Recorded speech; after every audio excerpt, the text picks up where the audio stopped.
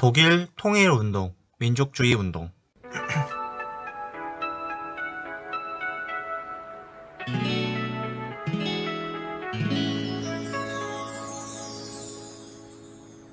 이거 세상에서 제일 귀한 역사 수업 들려줄 테니 재밌게 들어줘. 오프닝송이 이제 꼭 끝나가니까는 집중한다 나랑 약속해줘요. 이건 세상에서 제일 귀한 역사 수업 들려줄 테니 재밌게 들어줘. 우철쌤의 역사 콘서트.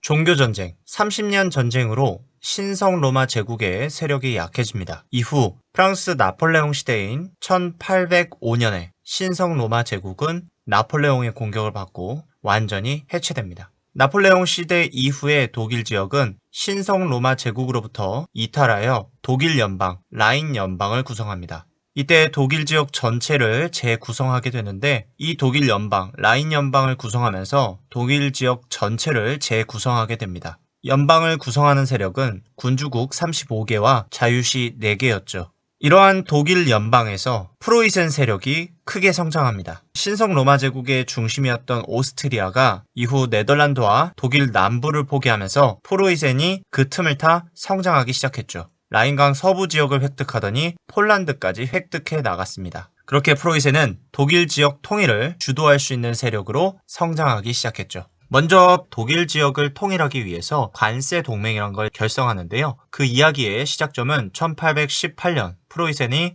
영토 내에 관세를 철폐하겠다 선언하면서 시작됩니다. 이후 시간이 흘러 1834년 프로이센이 관세 동맹을 결성하는데요. 오스트리아를 제외한 인접 국가들과 관세 철폐를 위해서 맺은 동맹이 되겠습니다. 먼저 경제적으로 교류를 쉽게 하다 보면 서로 통일해야 된다는 필요성과 그 인식을 가질 수 있게 된다라고 생각을 했던 것이죠. 이후 독일 지역은 관세 철폐와 화폐 도량형 통일을 이루게 되었고 1844년에 와서는 독일 지역 대부분의 국가가 관세 동맹에 참여하게 됩니다. 이로써 독일 통일 분위기가 굉장히 커지게 됩니다. 그러던 중 1848년에 독일에서 3월 혁명이 전개됩니다. 3월 혁명은 1848년 혁명이라고도 부르는데요. 당시 빈 체제에 저항하기 위해서 유럽 각지에서 1848년 3월을 기점으로 혁명이 일어났다고 해서 3월 혁명, 1848년 혁명이라고 부릅니다. 어쨌든 독일 지역도 혁명을 일으켰죠. 독일 서부 지역의 여러 국가들은 자유주의 헌법을 채택했고요. 독일 동부 지역인 베를린 빈 지역에서 혁명을 전개합니다. 3월 혁명, 1848년 혁명은 빈체제의 몰락 이야기에서 따로 다루겠습니다. 어쨌든 이 혁명으로 인해서 프로이센 왕이었던 프리드리히 빌헬름 4세는 이 혁명 세력을 달랠 필요가 있었고 새로운 헌법을 만들어주겠다 약속을 하죠. 이러한 흐름 속에서 1848년 5월 프랑크푸르트 국민의회가 개최됩니다. 독일 지역을 통일하기 위해서 논의를 해야 했는데 그걸 위한 국민의회였죠. 국민의회의 구성은 보통선거로 지식인들을 선출하여 만들어 나갔고 이 국민의회에서 독일 통일을 논의합니다. 독일 통일의 원칙으로 소독일주의를 주장했는데요. 여기에서 소독일주의란 오스트리아를 제외하고 프로이센이 중심이 되어 독일을 통일하자라는 주장이었습니다. 이게 무슨 이야기냐면 신성 로마 제국의 존재가 독일 지역의 발전과 통일을 느리게 했다라면서 독일의 통일을 위해서는 신성 로마 제국의 황제를 했었던 오스트리아를 제외해야만 빠르게 통일할 수 있고 빠르게 발전할 수 있다라는 말입니다. 역사는 우철티철이요. 이러한 상황 속에서 1848년 12월 프로이센 왕 프리드리히 빌헬름 4세는 흠정 헌법을 제정하여 혁명파를 탄압하기 시작합니다. 이러한 상황 속에서 1849년 3월 프랑크푸르트 국민의회는 통일헌법이라는 것을 마련합니다. 통일헌법은 미국의 연방제도와 영국의 의회제를 참고해서 만든 헌법인데요. 자유주의적 성격을 가지고 있습니다. 또한 입헌 군주제 체제를 따르겠다 하였고 양원제를 시행하겠다 했죠. 그리고 입헌 군주제 체제 하에 황제는 프로이센의 왕인 프리드리히 빌헬름 4세를 추대하기로 결정을 했죠. 이렇게 통일 헌법이 마련되었고 이 헌법에 의해서 독일 제국의 황제는 프리드리히 빌헬름 4세라는 결정을 프로이센에 보내게 됩니다. 1849년 4월 프로이센의 왕 프리드리 빌헬름 4세는 이와 같은 프랑크푸르트 국민의회의 결정을 거절해버립니다. 프로이센 왕의 황제 자리 거절은 통일 헌법이 독일 내부에서 인정받지 못함을 의미합니다. 이로써 프랑크푸르트 국민의회의 독일 통일 논의는 실패로 끝이 나죠. 이러한 소식이 전 지역에 전해지자 반혁명, 혁명 반대 운동이 발생합니다.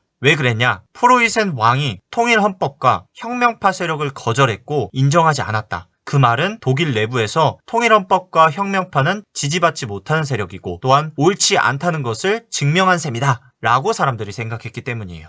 이에 따라 혁명을 반대한다. 이 혁명은 잘못됐다. 반혁명이 발생한 것이고요. 여기에 프리드리 빌헬름 4세는 군주 동맹을 따로 결성합니다. 프로이센과 그 주변에 있는 여러 군주국과 동맹을 체결한 것이 군주 동맹인데요. 프리드리 빌헬름 4세는 자신이 중심이 되어 독일을 통일하고 그리고 자신의 권력을 유지하기 위해서 이 동맹을 결성한 겁니다.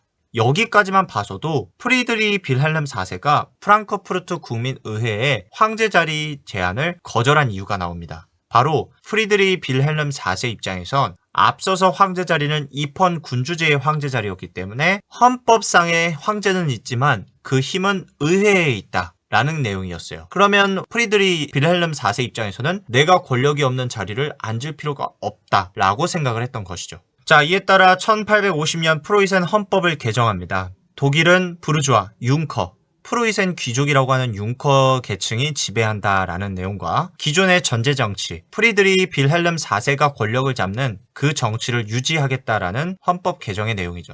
이렇게 프리드리 빌헬름 4세가 노력했음에도 불구하고 1850년 올미츠 협약에 따라 이 통일운동도 실패를 하게 됩니다. 오스트리아와 러시아가 독일의 통일을 방해하기 위해서 군주 동맹을 해산하라고 압박해옵니다. 이 압박을 이기지 못한 프로이센은 결국 오스트리아와 올미츠 협약을 체결하여 군주 동맹을 해산하게 되었죠. 이로써 프로이센 왕이 주도하였던 통일 노력도 실패로 돌아가게 됩니다. 앞선 1차 독일 통일운동의 실패 이후 오스트리아는 자신들이 중심이 되는 통일운동인 대독일주의 통일운동을 전개합니다. 오스트리아가 중심이 되어 예전에 해체된 신성 로마 제국이라는 이름 아래에 독일을 통일하겠다라는 운동이었죠. 이러한 대독일주의 통일운동은 독일의 제후국, 반프로이센 분리파, 가톨릭 보수파, 독일 남서 민주파들의 지지를 받았습니다. 하지만 예전 신성 로마 제국이 있었던 지역은 많고 다양한 민족들이 살고 있었고 발전이 덜 된 지역이다 보니 소통이 쉽지 않았고 오스트리아 중심의 대통합이 잘 이루어지지 않았습니다. 이러던 와중에 1866년에 프로이센과 오스트리아 간의 전쟁이 발생했고 이 전쟁에서 프로이센이 크게 승리하며 대독일주의 운동은 실패하게 되었죠. 이후 프로이센이 중심이 되어 1871년 독일 제국이 만들어지는데요. 이 독일 제국 안에 일부 사람들이 대독일주의파를 계승하였고 이것은 이후 아돌프 히틀러에게 영향을 주게 됩니다. 역사는 우철티철 맞지?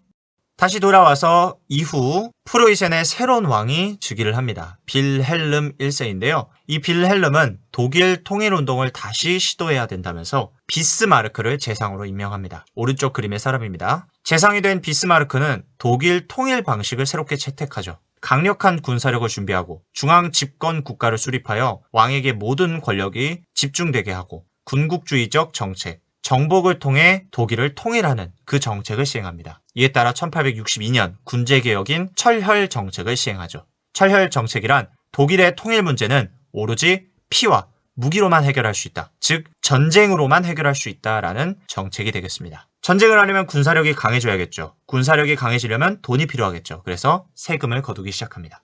그러던 와중에 덴마크가 독일 북부 지역에 있는 슐레스비히와 홀슈타인 공국을 합병하겠다 선언을 합니다. 덴마크가 합병을 하기 전에 먼저 선수를 쳐야 하기 때문에 1864년 프로이센과 오스트리아는 일시적으로 연합하기로 합니다. 그리고 프로이센 오스트리아 연합군은 슐레스비히 홀슈타인 공국을 공격하고 점령하여 각각 나눠 갖게 되죠. 이로써 덴마크가 독일 지역으로 진출하지 못하게 됩니다. 이때 프로이센은 슐레스비히 지역을 점령하고요. 오스트리아는 홀슈타인을 점령합니다. 이후 1866년 프로이센과 이탈리아 사르데냐 왕국이 공수 동맹을 체결합니다. 이렇게 프로이센은 사르데냐와 동맹을 체결하였고 이것을 무기로 오스트리아와 7주간 전쟁을 펼치죠. 이 전쟁은 왜 일어났냐면 앞서서 오스트리아가 홀슈타인을 점령했다고 했잖아요. 그런데 홀슈타인 주민들은 오스트리아가 자신들을 점령하는 것에 불만을 느낍니다. 이에 따라 프로이센에게 요청을 해요. 그러자 프로이센이 이 요청을 받아들여 군대를 파견하여 오스트리아로부터 홀슈타인을 뺏어옵니다. 당연히 오스트리아는 불만을 느꼈겠죠. 이에 따라 프로이센과 오스트리아 간에 전쟁이 발생을 하게 되는 것이죠. 이때 이탈리아의 사르데냐는 프로이센에게 프로이센 편을 들어주면 나중에 전쟁에서 이기고 난 뒤 베네치아를 주어라 라는 조건을 걸었고, 프로이센이 이것을 받아들이면서 프로이센과 사르데냐 연합군 vs 오스트리아 간의 전쟁이 전개가 됩니다. 프로이센은 퀘니그레츠 전투에 등해서 승리를 거두게 되면서 이 전쟁은 프로이센의 승리로 끝나게 됩니다. 이 전쟁의 결과 프라하 조약을 체결합니다. 프로이센은 슐레스비와 홀슈타인 지역을 획득했고 오스트리아로부터 배상금을 획득하게 됩니다. 이로써 프로이센은 독일 지역에서 세력이 강력하다라는 것을 인정받게 되었고, 대부분의 독일 지역은 프로이센 중심으로 통일 운동을 전개하게 되죠. 그리고 앞서 약속한 대로 사르데냐 왕국은 베네치아를 오스트리아로부터 얻게 됩니다. 이후 1866년 북독일 연방이 결성됩니다. 기존에 있던 독일 연방을 해산하고 프로이센 중심의 새 연방이 결성된 것이죠. 그리고 독일 남부 지역에서도 통일 운동을 위한 동맹이 결성되는데요. 남부에 있는 군주국끼리 모여서 비밀 동맹을 결성합니다. 이후 시간이 흘러 1870년에 프로이센과 프랑스 간의 전쟁이 발생합니다. 그 배경을 살펴보면 엠스 전보 사건 때문인데요. 엠스 전보 사건에 대한 이야기를 들려드리자면요. 에스파냐 왕위 계승권 문제로 프랑스와 프로이센 관계가 안 좋아집니다. 이 문제를 해결하기 위해서 프랑스 대사가 프로이센 빌헬름을 만나기 위해 온천이 있는 엠스를 방문하게 됩니다. 프랑스 대사와 빌헬름이 회담을 나누게 되는데 이 내용이 전보를 통해서 비스마르크에게 전달이 됩니다. 그런데 전보의 내용을 비스마르크가 전쟁을 일으키기 위해 활용하죠.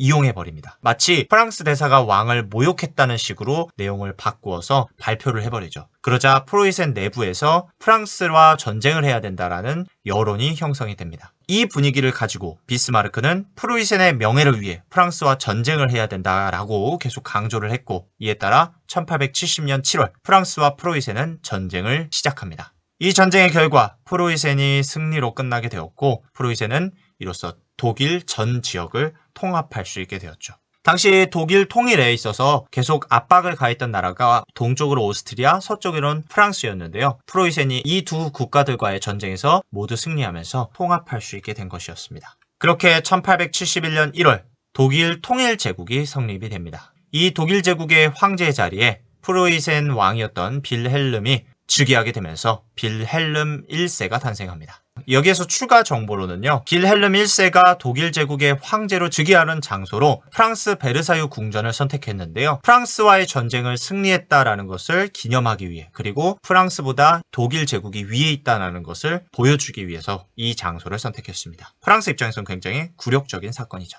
다음 독일 이야기는 독일 제국의 발전 이야기에서 다루도록 하겠습니다. 오늘 영상은 여기까지입니다. 우리는 다음 영상에서 다시 만나요.